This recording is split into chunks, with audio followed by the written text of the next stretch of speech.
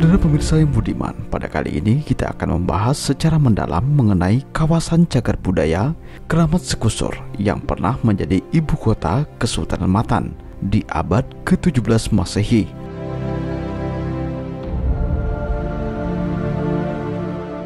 Kawasan Kramat Sekusur ini terletak di tengah-tengah lahan sawit, selanjutnya berbatasan langsung dengan Sungai Lubuk Batu atau Sungai Sidiau. Kawasan Kramat Sekusur ini memiliki panjang 456 meter dengan lebar 230 meter atau luas 10,1 hektar. Lazimnya masyarakat setempat menyebut komplek makam Sekusur atau daerah pemukiman kuno ini dengan nama Kramat Sekusur. Kawasan yang berada di wilayah administratif Desa Lubuk Batu ini sering diziarahi bukan hanya oleh masyarakat setempat, bahkan daerah lain, misalnya peziarah dari Sandai yang berjarak kurang lebih 130 km dari lokasi. Menurut peziarah dari luar, mereka mendapat pesan dari orang-orang tua terdahulu jika berziarah ke daerah kerajaan Simpang Matan, jangan lupakan Kramat Sekusur menurut mereka. Nama Kramat Sekusur juga abadi dalam sebuah kisah turun-temurun di masyarakat Simpang Matan mengenai kemurkaan Raja Gusti Panji terhadap penjajah Belanda. Belanda saat itu ingin menerapkan pajak atau yang dikenal masyarakat setempat dengan nama blasting secara paksa kepada mereka. Sehingga pada tanggal 27 hingga 28 Februari 1915 meletuslah Perang Belangkait. Kemurkaan raja pun terungkap dalam sebuah pantun. Bait dari pantun Raja Gusti Panji berbunyi, "Sekuso bebaka bukit, banyak keramat di daratnya. Hatiku bujo dibuat sakit, ada selamat pendapatnya." Yang artinya Sekusur dikelilingi bukit, banyak makam keramat di atasnya. Niatku yang benar dibuat sakit, maka tidak akan selamat dalam hidupnya. Sumpah atau kemurkaan Gusti Panji ini juga pernah ditulis oleh Yang Mulia Raja Gusti Muhammad Mulia, yakni Raja Simpang Matan ke-7. Beliau menulis buku sejarah kerajaan Tanjung Pura, Matan dan Simpang pada tahun 2008. Dari pantun Gusti Panji itu, nama Sekusur abadi hingga saat ini. Selain itu, dari sumber manuskrip Eropa, nama Sekusur pernah beberapa kali disebut. Misalnya, George Muller tahun 1822 beberapa kali menulis tentang Sekusur dan tokoh yang pernah memerintah di kerajaan Matan, serta beribu kota di Sekusur pada masa itu.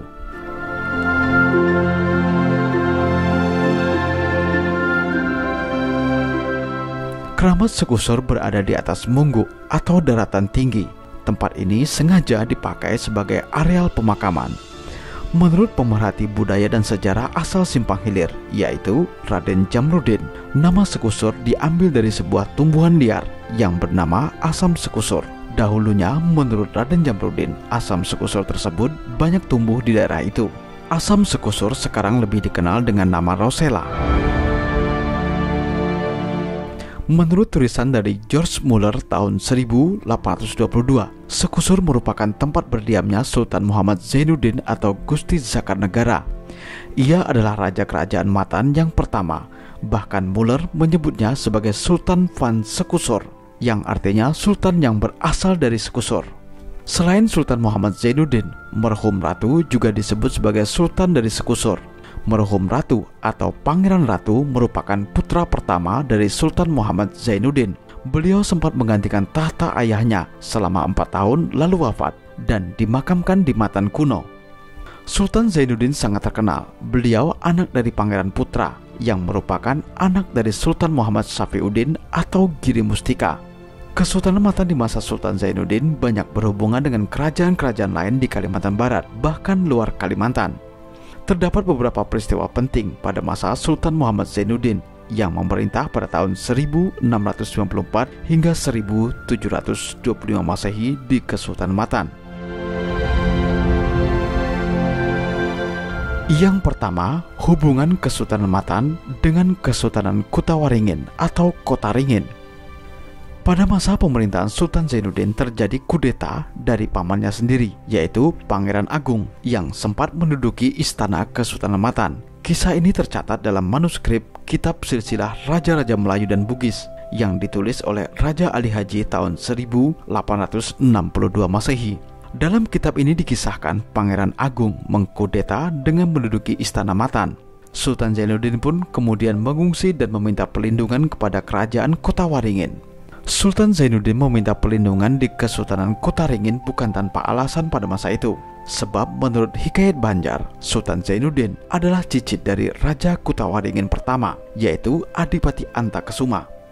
Adipati Antakesuma saat itu menikahkan anaknya bernama Putri Gelang dengan Giri Mustika atau Sultan Muhammad Safiuddin, yaitu Raja Tanjung Pura era Sukadana. Dari pernikahan mereka lahir Pangeran Putra. Kemudian Pangeran Putra memiliki anak Gusti Zakarnegara yang bergelar Sultan Muhammad Zainuddin dan menjadi Raja Matan pertama.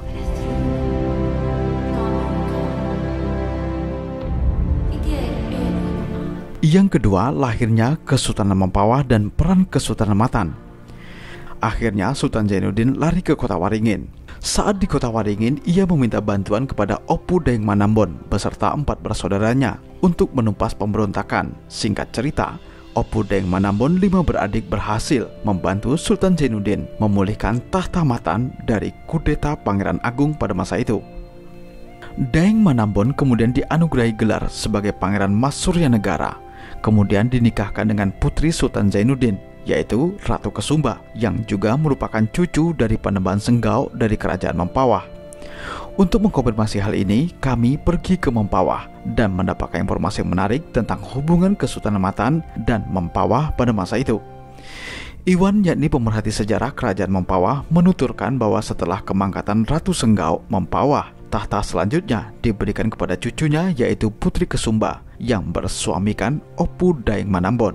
Sebagai raja yang berkuasa secara sah, Ratu Kesumba bergelar Ratu Agung Sinuhun. Namun, roda pemerintahan dijalankan oleh Opu Daeng Manambon pada masa itu. Selanjutnya, pada era Opu Daeng Manambon, Islam dijadikan sebagai agama resmi kerajaan. Selaras dengan itu, penyebutan kerajaan pun diganti dengan Kesultanan di Mempawah. Opu Daeng Manambon kemudian memindahkan pusat pemerintahannya dari Senggau ke Sebukit Rama yang merupakan daerah subur, makmur, strategis, dan ramai didatangi oleh kaum pedagang pada masa itu.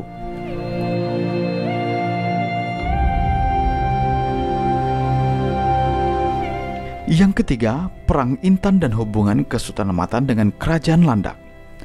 Perang saudara antara Kesultanan Matan dan Kerajaan Landak meletus pada tahun 1698 Masehi. Pemicunya karena perebutan Intan Kobi. Kesultanan Matan dan Kerajaan Landak pada masa itu memiliki garis keluarga moyang dari Sultan Zainuddin, yaitu Sultan Muhammad Tajuddin, yang mempersunting seorang putri Raja Landak bernama Ratu Masjaintan pada tahun 1590 Masehi.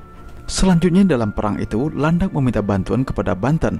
Kemudian Banten lalu meminta bantuan kepada VOC untuk menyerang Kesultanan Matan. Saat itu Kesultanan Matan bersekutu dengan Inggris dalam menahan serangan Landak dan Banten, yang pada masa itu Landak dan Banten dibantu oleh Belanda. Perang sengit pun berlangsung. Pasukan Matan akhirnya dapat dipukul mundur dari Kerajaan Landak. Sebagai konsekuensinya, Landak saat itu harus tunduk kepada kekuasaan Banten yang berafiliasi dengan Belanda. Merasa dimanfaatkan dan diperalat oleh Banten dan Belanda, maka Kerajaan Landak kemudian melakukan islah dalam bentuk perdamaian dengan Kerajaan Matan. Sebagai tanda perdamaiannya, yaitu meriam perdamaian yang saat ini masih ada di Kerajaan Landak. Cerita ini pun dituturkan oleh Yak Syarif sebagai juru sejarah Kerajaan Landak.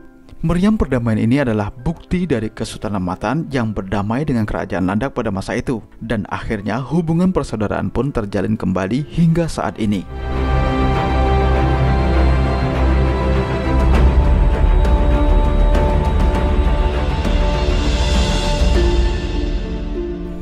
Yang keempat, Kesultanan Pontianak lahir dari Kesultanan Matan.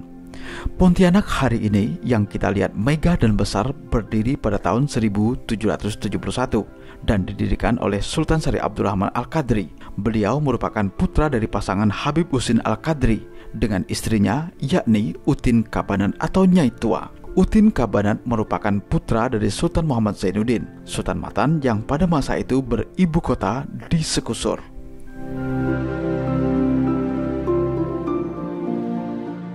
Selanjutnya adalah identifikasi situs cagar budaya yang berada di Keramat Sekusur. Yang pertama, nisan tipe gada. Situs cagar budaya yang diidentifikasi yaitu makam yang terletak di dalam cungkup berukuran 5 x 5 meter persegi dengan lantai keramik yang selanjutnya disebut sebagai situs A. Dalam cungkup ini ada 2 makam. Yang menarik jika melihat dari satu nisan yang saat ini sudah dicat kuning oleh masyarakat memiliki tipe yang unik dan istimewa. Jika diteliti secara seksama, nisan berbahan batu karang dengan motif indah dan identik dengan tipe gada tersebut layaklah kiranya diberi kekhususan sebab bentuknya yang istimewa dan dapat dihubungkan dengan pusara Sultan Muhammad Zainuddin yang bergelar Sultan Van Sekusur. Jika melihat dan mengamati tipe nisan yang identik dengan tipe gada pada abad ke-17 hingga 18 tersebut, dari sisi usia diperkirakan sudah mencapai 300 tahun. Apabila kita sondingkan dengan kajian sejarah sebelumnya bahwa Sultan Zainuddin meninggal pada tahun 1725, maka tipe nisan yang dipakai saat itu sangatlah mendekati.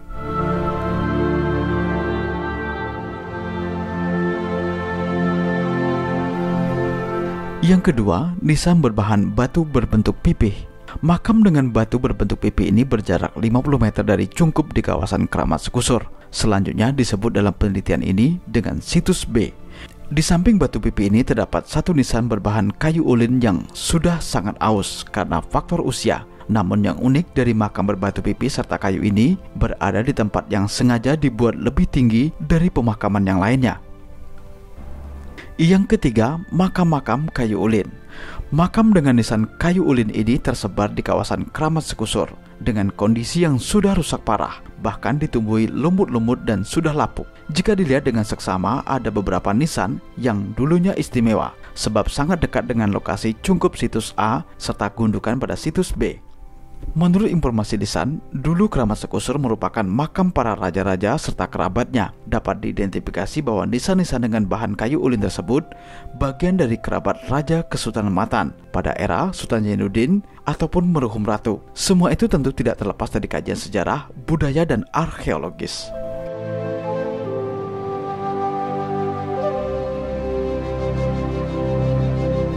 Yang keempat, kawasan pemukiman kuno. Kawasan pemukiman kuno di kawasan Keramat Sekusur ini berjarak kurang lebih 200 meter dari pemakaman. Teori tentang kawasan pemakaman kuno ini diperkuat dengan data tekstual serta informasi lisan bahwa dahulu di sekitar Keramat Sekusur terdapat pemukiman. Apabila disebut nama Sekusur, bagi para penutur lisan seakan-akan memberikan gambaran bahwa Sekusur merupakan nama ataupun tempat yang memiliki arti penting bagi mereka, baik dalam konteks keberadaan leluhur, spiritualitas, maupun kesejarahan.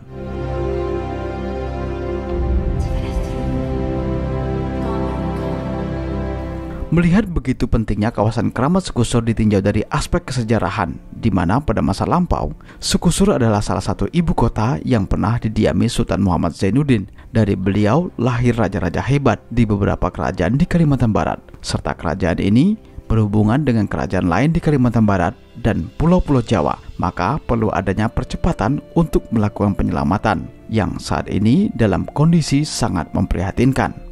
Demikianlah informasi kali ini, semoga bermanfaat bagi kita semua. Terima kasih, sampai jumpa dan salam budaya.